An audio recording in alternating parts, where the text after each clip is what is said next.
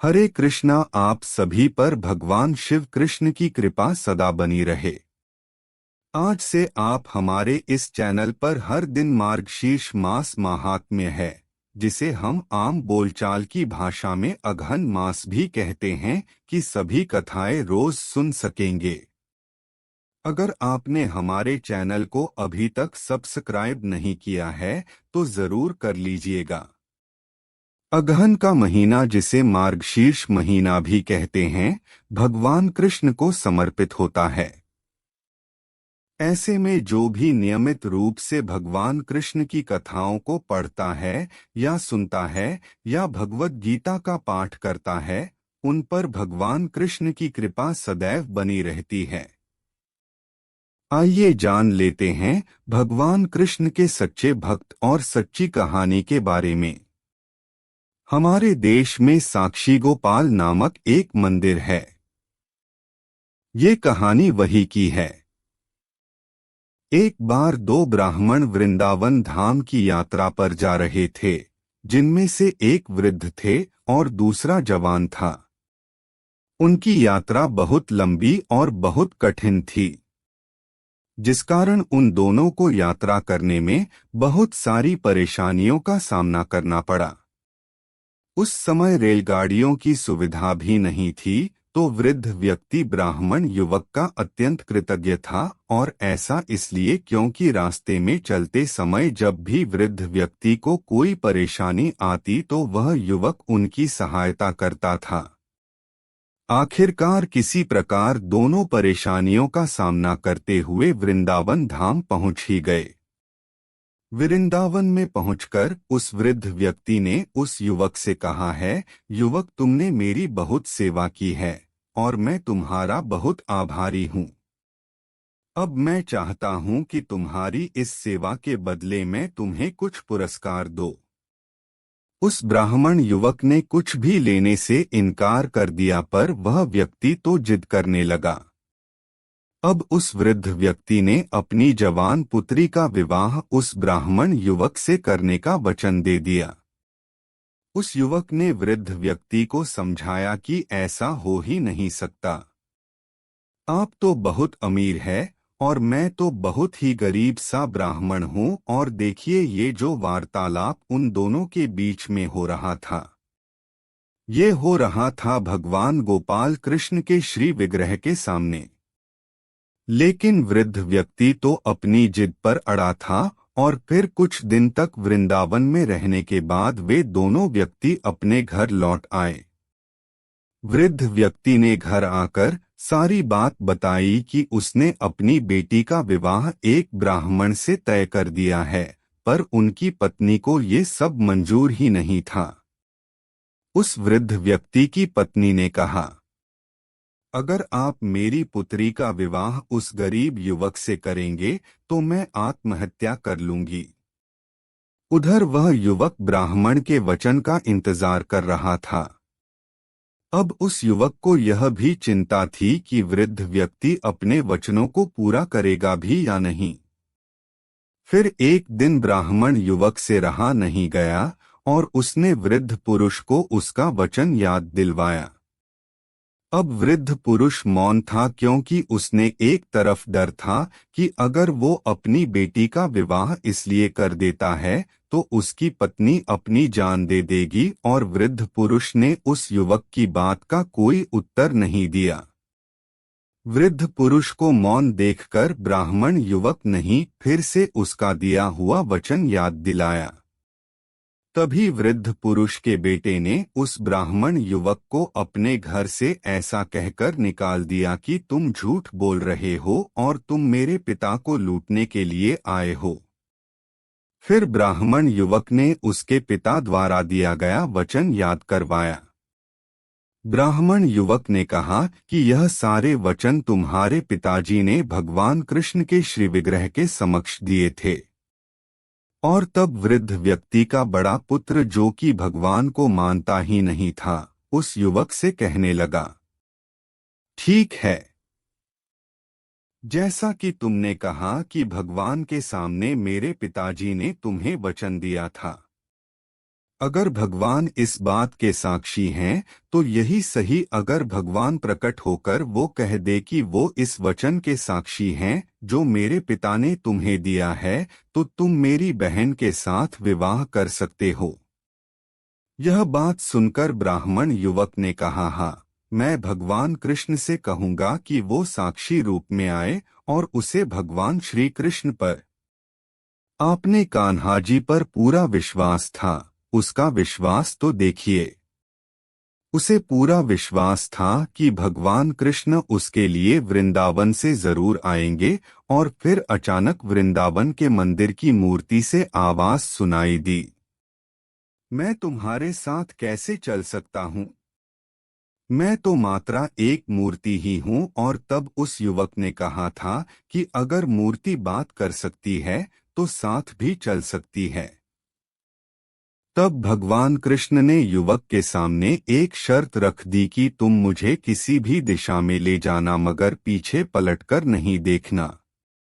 तुम सिर्फ मेरे घुंघरू की ध्वनि से यह जान सकेंगे कि मैं तुम्हारे पीछे पीछे आ रहा हूँ। बस पीछे मुड़कर नहीं देखना।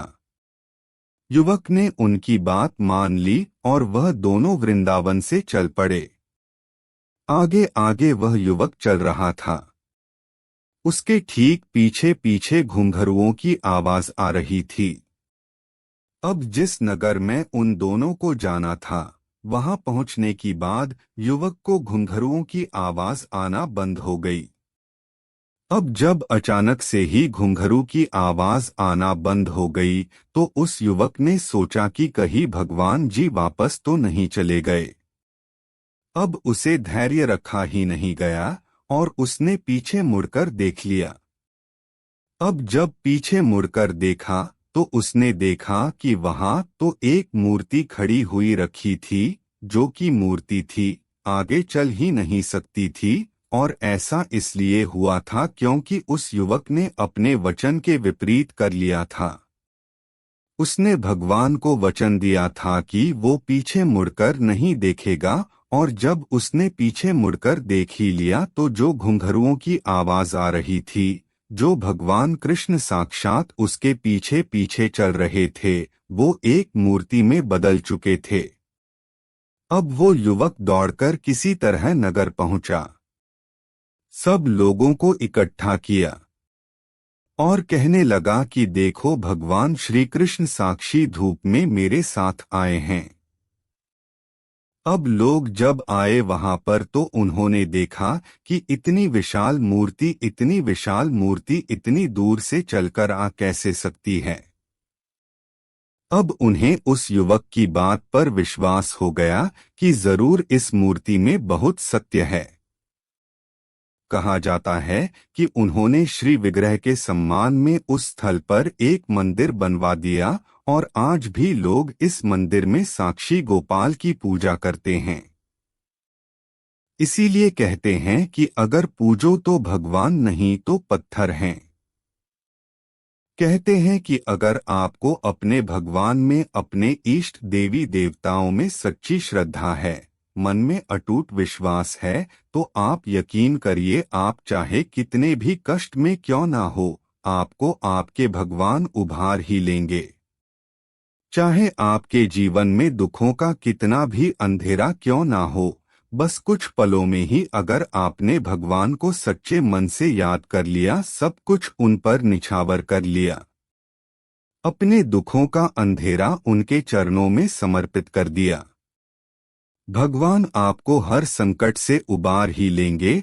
और कान्हा जी तो अपने भक्तों की पुकार सुनकर बहुत जल्दी उनकी मनोकामनाएं पूर्ण कर देते हैं। आप सुनिए भगवान श्री कृष्ण और उनके परम मित्र, उनके बाल सखा सुदामा की कहानी। सुदामा ने एक बार श्री कृष्ण से पूछा, कान्हा, मैं आपकी माया के दर्शन करना चाहता हूँ, कैसी होती है?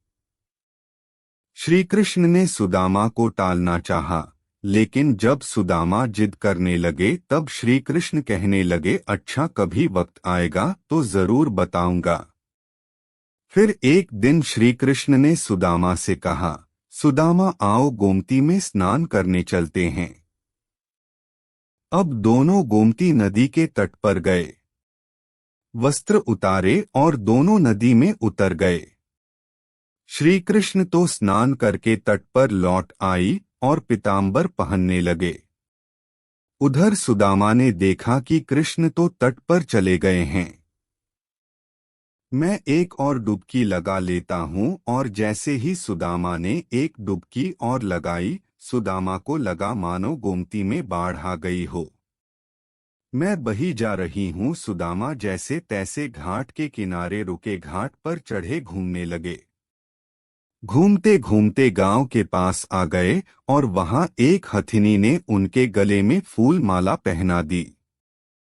सुदामा हैरान, लोग इकट्ठा हो गए। लोगों ने कहा, हमारे देश के राजा की मृत्यु हो गई है। हमारा नियम है, राजा की मृत्यु के बाद हथिनी जिस भी व्यक्ति के गले में माला पहना दें, वही हमारा राजा हो जाता है, और हथिनी ने आपके गले में माला पहनाई है, इसलिए अब तो आप ही हमारे राजा हैं। सुदामा हैरान हुए। मैं राजा बन गया। और फिर एक राजकन्या के साथ उनका विवाह भी हो गया। पुत्र भी पैदा हो गए। एक दिन सुदामा की पत्नी बीमार पड़ गई, आखिर में मर गई। सुदामा दुख से रोने लगे। उसकी पत्नी जो मर गई थी, जिन्हें वो बहुत चाहते थे, बहुत सुंदर थी, सुशील थी, वो पत्नी मर गई। इस कारण सुदामा बहुत दुखी हुए। लोग इकट्ठा हो गए और उन्होंने सुदामा से कहा कि आप रोइए मत, आप हमारे राजा हैं, लेकिन जहां पर आपकी रानी गई है, वही अब आपको भी जाना है। ये तो मायापुरी का नियम है। आपकी पत्नी को चिता में अग्नि दी जाएगी और आपको भी अपनी पत्नी की चिता में प्रवेश करना ही होगा। आपको भी अपनी पत्नी के साथ जाना ही होगा। ये सुनते ही सुदामा की तो सांस रुक गई। डर के मारे हाथ पांव फूल गए। अब मुझे भी मरना होगा। मेरी पत्नी की मृत्यु हुई है। मेरी तो नहीं हुई, भला फिर मैं क्यों मरूं? यह एक ऐसा नियम है। सुदामा अब अपनी पत्नी की मृत्यु को भूल गए, उस दुख को भी भूल गए।